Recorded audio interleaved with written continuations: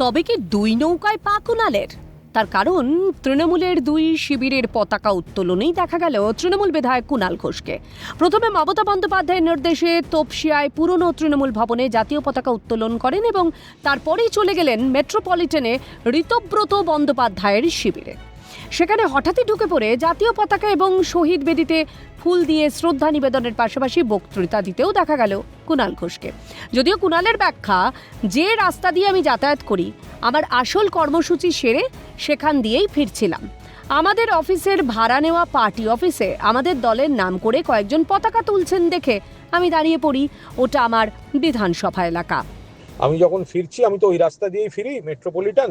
তো মেট্রোপলিটনে তখন আমি ওখানে দেখি যে ওই পুরনো বাড়িটায় দরজা খোলা এবং পতাকা তোলা হচ্ছে, ওরা দাঁড়িয়ে। তো আমি সেই জন্য গাড়ি থেকে আচমকাই নেবে আমি যাই, তার কারণ আমি তো ওখানকার বিধায়ক, ওটা তো আমার কনস্টিটুয়েন্সি। তবে রাজনীতির অঙ্কটা বড়ই কঠিন। জল কখন কোন দিকে গড়ায় তা বোঝা কঠিন। আর সেই জায়গা থেকে দাঁড়িয়েই এখন আলোচনার কেন্দ্রবিন্দুতে কুণাল ঘোষ। প্রশ্ন উঠছে, এবার কি তবে ঋত শিবিরে কুণাল, নাকি এর পিছনে রয়েছে আরো বড় কোনো রাজনৈতিক কৌশল, কোনো কূটনৈতিক চাল? কুণাল ঘোষের রাজনৈতিক অবস্থান নিয়ে আলোচনা নতুন নয়। তার বিভিন্ন সময় বিভিন্ন বক্তব্য বারবার জল্পনার জন্ম দিয়েছে। ফলে ঋত শিবিরের সঙ্গে তার ঘনিষ্ঠতা নিয়ে শুরু হয়েছে নানা হিসাব নিকাশ। এই সমীকরণ বুঝতে গেলে ফিরে যেতে হবে অতীতে। সারদা কেলেঙ্কারিতে নাম জড়ানোর পর দলীয় নেতৃত্বের একাংশের বিরুদ্ধে ক্ষোভ উগড়ে দিয়েছিলেন কুণাল ঘোষ।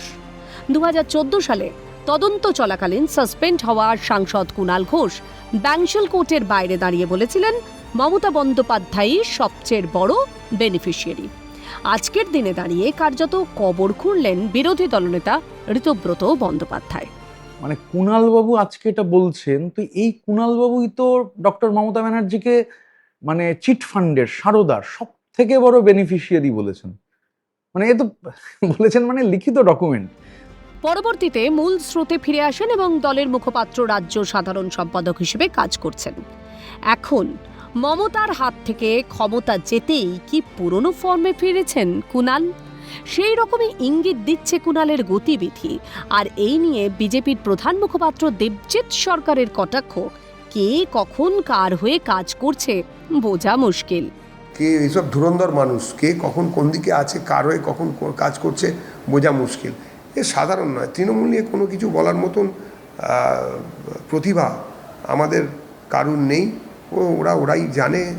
আক্রমণ শানিয়ে বিজেপি রাজ্য সভাপতি শ্রমিক ভট্টাচার্য বলেন, ঋত বা মৃত কোনোটাতেই বিজেপির আগ্রহ নেই, তৃণমূল নির্মূল।